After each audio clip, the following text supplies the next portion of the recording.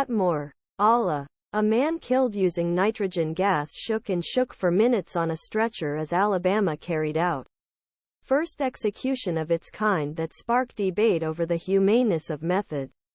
Convicted Kenneth Eugene Smith, 58, breathing through a nitrogen-filled face mask that deprived him of oxygen, suffered seizure-like spasms for at least 2 minutes of the 22-minute execution Thursday due to nitrogen hypoxia. The force of his movements occasionally caused the stretcher to shake visibly.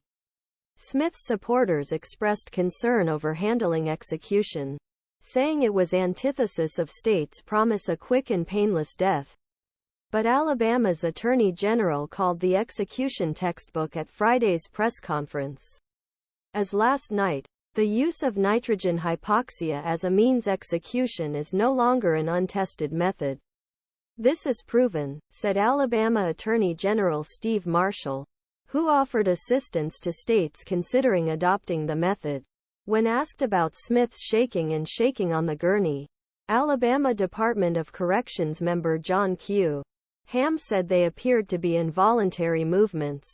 All of this was expected and was among the side effects we saw or investigated on nitrogen hypoxia, Hamm said. Marshall said he predicts there will definitely be more nitrogen hypoxia executions in Alabama.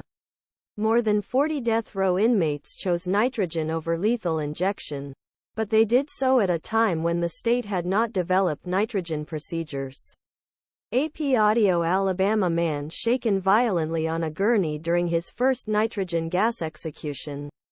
AP reporter Sagar Meghani has the story. Lawyers for these inmates asked the court for Alabama to turn over records and information related to Smith's execution. The trial will almost certainly focus on Smith's convulsions and movements during the execution. The state promised the world the most humane method of execution known to man. Instead, Mr. Smith was writhing and beaten before dying.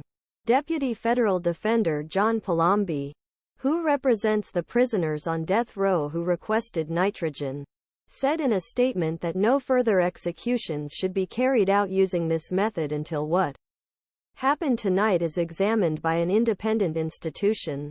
Jeff Hood acknowledged that the execution did not meet the state attorney general's prediction that Smith would lose consciousness within seconds and then die within minutes.